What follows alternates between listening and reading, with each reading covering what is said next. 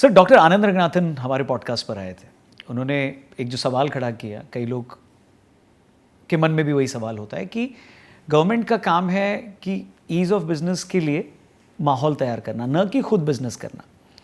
कई सारे ऐसे सेक्टर्स हैं जो गवर्नमेंट फुल्ली ओन करती है, चाहे वो और रेलवेज़ हो, डिफेंस हो, और इसके अलावा भी कई सारे हैं। हाईवेज़ की मैं बात करूँ कुछ हद तक, फर्टिलाइज़र हो, केमिकल्स हो। सो क्या आपको लगता है कि और जब हम बाहर के देशों से एग्जांपल लेते हैं तो इनमें से कई सारे ऐसे सेक्टर्स हैं जिनको उन्होंने टोटली प्राइवेट प्लेयर्स को दे रखा है, तो इस चीज़ को आप कैसे देखते हैं कि क्या वो करना सही है, नहीं सही है? वो भी धीरे धीरे होगा, क्योंकि जैसे आप वो करेंगे उस पर भी राजनीतिक दबाव आता है कि क्यों गवर्नमेंट सब कुछ बेचने की कोशिश कर रही है। सो इस पूरी चीज़ को आप कैसे देखते हैं?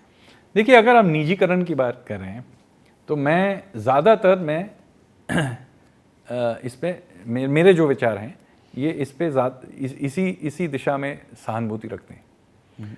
तो मैं ज़्यादातर प्राइवेट सेक्टर या प्राइवेटाइजेशन में पे मतलब मेरी सहानुभूति उस दिशा में है। लेकिन ऐसे बहुत क्षेत्र हैं जहां आपको एक पब्लिक सेक्टर की ज़रूरत पड़ती है। जैसे लीजिए रेलवेज़ ज़्यादातर देशों में पब्लिक सेक्टर ही चला पाएगी। हाँ, एक दो ट्रेन आप रेल के पटरियों पे एक दो ट्रेन चला सकते हैं जो प्राइवेट हैं, लेकिन जो पूरा सिस्टम, जो ढांचा है वो ज़्यादातर पब्लिक सेक्टर में ही रहेगा। सो ऐसे क्षेत्र हैं, जैसे डिफेंस लीजिए, इसको डिफेंस को हम प्राइवेटाइज तो नहीं कर सकते, कुछ उत्पादन के लिए कुछ टैंक वगैरह को हम लोग प्राइवेट सेक्टर को दे सकते हैं, लेकिन डिफेंस तो पब्लिक सेक्टर में ही रहेगा। तो इसलिए पहली बात यह है कि बहुत ऐसे क्षेत्र हैं जिसको चलाना अंत में पब्लिक सेक्टर को ही करना पड़ेगा। हम लोग इसको प्राइवेटाइज नहीं कर सकते। हाँ, इनको पब्लिक गुड्स कहा जाता है। दूसरी बात है, हमने बहुत ऐसे चीज़ हैं जिसको हम लोगों में विरासत में मिली है कहे, क्योंकि हम लोगों ने 1950, 60, 70 के दशकों में बहुत सारा राष्ट्रीयकरण किया गया था। वो सही था गलत था अलग बात है, मेरे ख्याल से ज़्यादातर वो गलत था, और उसके वजह से हमारी आर्थिक व्यवस्था को काफ़ी एक तरीके से घाव लगा, क्योंकि बहुत अच्छे कंपनीज़ को हम लोगों ने इसका राष्ट्रीयकरण कर दिया। जैसे एयर इंडिया को ले लीजिए, एक ज़माने में टाटा एयरलाइंस था, एयर इंडिया बना, उसको हम लोगों ने उसका राष्ट्रीयकरण कर लिया। फिर उसके वजह से उसका जो इनएफिशिएंसी था उससे 70,000 करोड़ का हमारा ऋण लेना पड़ा हम लोगों को। तो इसलिए ये ज़रूरी है कि बहुत ऐसे क्षेत्र हैं जिसमें राष्ट्रीयकरण करनी नहीं चाहिए थी, और अभी हम लोग एक एक करके, जैसे एयर इंडिया का भी किया गया, हम लोगों ने इसका निजीकरण कर दिया। तो अब ये गवर्नमेंट के वित्तीय बैलेंस शीट से बाहर है। वो घाटा करे या प्रॉफिट करे, वो से हमसे उसका कोई लेना नहीं। तो एक तरीके से ये सही है, क्योंकि गवर्नमेंट में जब तक ये हर चीज़ गवर्नमेंट में रहेगा, इसका एफिशिएंसी में सवाल उठेंगे। इसमें इसका, जैसे हमारे जो बैंक थे उनमें फ़ोन बैंकिंग होता था, जैसे राजनीतिक कारण से लोन दिए जाते थे। तो इस पे भी हम लोगों ने काफ़ी नियंत्रण डाला है, बैंकों की सफाई की है। तो मेरे ख्याल से कुछ हद तक जो हमारे पब्लिक सेक्टर है इसको साफ़ किया गया है, और कुछ हद तक हम लोगों ने इसका प्राइवेटाइजेशन भी किया है। लेकिन इसका मतलब नहीं है कि पब्लिक सेक्टर का देश में कोई रोल नहीं है। जैसे मैं एक नए पब्लिक सेक्टर यूनिट का जिक्र करूंगा जिसके वजह से प्राइवेट सेक्टर चलती है, यूपीआई। हाँ, एनपीसीआई जो यूपीआई चलाती है, जो पब्लिक सेक्टर यूनिट है, वो तो पब्लिक सेक्टर में ही है। उसके आधार पे इतने सारे प्राइवेट कंपनीज अपना धंधा चला रहे हैं।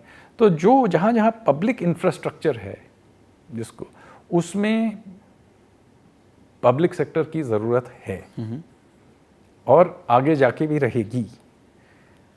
कुछ ऐसे क्षेत्र हैं जहाँ दोनों चल सकते हैं, और कुछ ऐसे क्षेत्र हैं जैसे एयरलाइन जहाँ पूरी तरह से निजीकरण हो जानी चाहिए।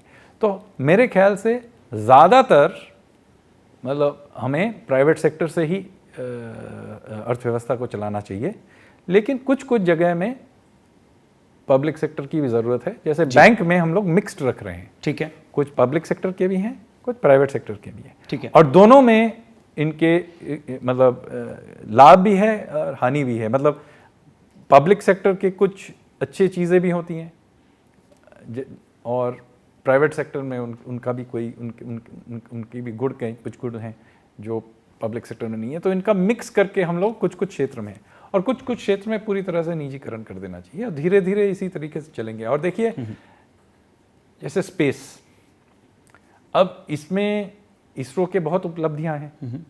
इसका मतलब नहीं है कि हम लोग इसमें प्राइवेट सेक्टर को लाना नहीं चाहते। और देखिए अमेरिका में क्या हुआ है, पहले नासा से शुरू हुआ, वो तो पब्लिक सेक्टर ही था। अभी देखिए ये जो इलॉन मस्क ने जो निवेश किया है, अभी जो इसमें टेक्नोलॉजिकल जो इनोवेशंस हो रही हैं, वो पूरी तरह से प्राइवेट सेक्टर से आ रहा है। तो हमारे यहाँ भी इसरो का भी एक स्थान है, उसकी उपलब्धियाँ हैं। और अब जो नए नए देखेंगे नए प्राइवेट सेक्टर के, अब कुछ मतलब बढ़िया से बढ़िया स्टार्टअप्स हैं जो सैटेलाइट्स बना रही हैं। मतलब यूनिवर्सिटी के जो बच्चे हैं वो सैटेलाइट्स बना रहे हैं, तो एक स्टार्टअप कल्चर भी बना रहा है। तो बहुत ज़रूरी है कि कहीं कहीं पब्लिक सेक्टर का एक स्थान है। लेकिन ये बहुत ज़रूरी है एक साथ कि ऐसा नहीं होना चाहिए कि पब्लिक सेक्टर के कारण हम लोग इकोसिस्टम में नए स्टार्टअप वगैरह जो निजी क्षेत्र से जो उभर के आ रही हैं उनको एक तरीके से क्राउड आउट ना कर दें, उनको दबोच के हटा नहीं दें। तो उनके लिए स्थान होना चाहिए, ईज़ ऑफ डूइंग बिजनेस होना चाहिए। और जहाँ जहाँ उनको सपोर्ट चाहिए वहाँ निजी क्षेत्र ये पब्लिक सेक्टर से उनको सपोर्ट दिया जाना चाहिए।